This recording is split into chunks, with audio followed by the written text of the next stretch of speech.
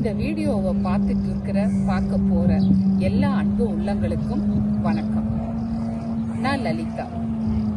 ஒரு 38 வருஷ திருமண வாழ்க்கையை முடிச்சுட்டு வாழ்க்கையில நமக்குன்னு வரையறுக்கப்பட்ட ஒவ்வொருத்தருக்கும் ஒவ்வொரு கடமைகள் இருக்கு இல்லைங்களா? அந்த மாதிரி எனக்கு கொடுக்கப்பட்ட கடமைகள் எல்லாத்தையும் என்னால முடிஞ்ச அளவுக்கு நல்ல விதமா முடிச்சுட்டு இப்ப வாழ்க்கையை திரும்பி பார்க்கிறேன். திரும்பி பார்த்தாதான் தெரியுது நமக்கு விஸ்டம் எவ்வளோ முக்கியம் அப்படின்னு. விஸ்டம்னா வேற ஒன்றும் இல்லைங்க, ஞானங்கிறாங்கல்ல, அதே ஞானம்தான். அது என்ன தெரியுங்களா? சிம்பிளா சொல்லணும்னா, ஒரு துணி கடைக்கு போறோம், பெரிய துணி கடை, நிறைய ஆயிரக்கணக்கில் துணி குவிஞ்சு கிடக்கு.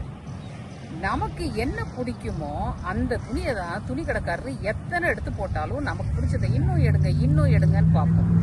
தூரத்துல பாக்குறதுக்கு, கண்ணுல பாக்குறதுக்கு அடுக்கி வச்சிருக்கிறதுல சிலது நமக்கு பிடிச்ச மாதிரி இருக்கும். ஆனா அதை எடுத்து கொடுங்க அப்படின்னு எடுத்து விரிச்சு பார்த்தோம்னா நமக்கு பிடிக்காது. அப்படியே நம்ம எவ்வளோ நேரம் பண்றோம் தெரியுங்களா? சிலர் அவ்வளோ நேரம் போனாலும் கடையில தேடி பிடிக்க முடியாம அடுத்த கடைக்கே போவாங்க, கடையா தேடுவோம்.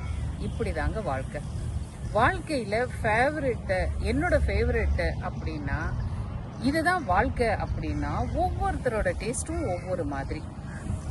எதுவா வேணா இருக்கட்டும், ஆனா நம்ம டேஸ்ட்டுக்கு பிடிச்ச மாதிரி ஒரு வாழ்க்கையை நம்ம வாழணும் இல்லையா? எப்படி பிடிச்ச துணிக்காக எத்தனை கடை ஏறி இறங்குறோமோ அப்படிதாங்க நமக்கு எது ஃபேவரேட்டோ அதை அடையிறதுக்காக நம்ம வாழ்க்கையில அவ்வளோ போராடுறோம். ஒரு விதத்துல பார்க்க போனா நம்மளுக்கு தெரியறதே இல்லைங்க நம்ம எதை நோக்கி போராடிட்டு இருக்கோம், நிஜத்துக்கு நம்ம டேஸ்ட் என்ன அப்படின்னு.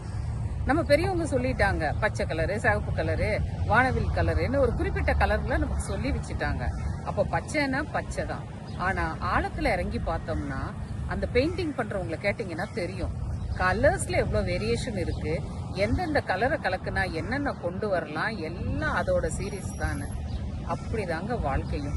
நமக்கு பெரியவங்க, நம்ம பாட்டம் பூட்டம் வெளி வந்தவங்க, நம்ம சுத்தி இருக்கிறவங்க, நம்ம டீச்சர்ஸ்ன்னு சொன்னவங்க சில கோட்பாடுகளை எல்லாம் வச்சுட்டு அதுதான் வழிமுறைன்னு நினைச்சிட்டு நம்ம பாட்டுக்கு தேடிட்டு எங்கேயாவது போய் முட்டிட்டு நிக்கிறவங்க.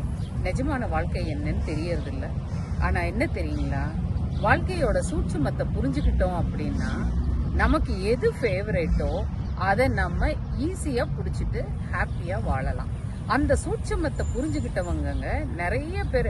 அவனுக்கு என்னப்பா எல்லாம் இருக்கு, அவன் ஜாலியா இருக்கான்னா அவன் சிம்பிளா அந்த சூட்சமத்தை புரிஞ்சுக்கிட்டவன். அவ்வளவுதாங்க விஷயம். இந்த சூட்சமத்தை புரிஞ்சுக்கிறத தான் நம்ம விஸ்டம்ங்கிறோம். அந்த விஸ்டம் எப்படி நம்ம அடையிறது அப்படின்னு அதுக்கான சிம்பிள் வழிமுறைங்க. நம்மளை அறியாமையே நம்ம வாழ்க்கையில பண்ற தப்புங்க என்னென்ன எது அப்படின்னெல்லாம் உங்ககிட்ட நான் பேச போறேன். இன்னைக்கு ஆரம்பிச்சிருக்கேன். இனி அடுத்தடுத்து நம்ம பேசலாம்.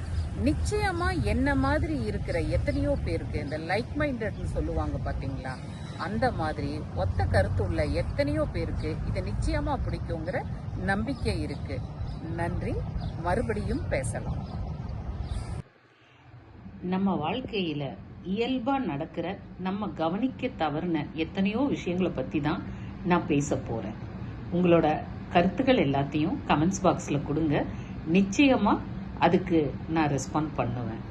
வாழ்க வளமுடன்.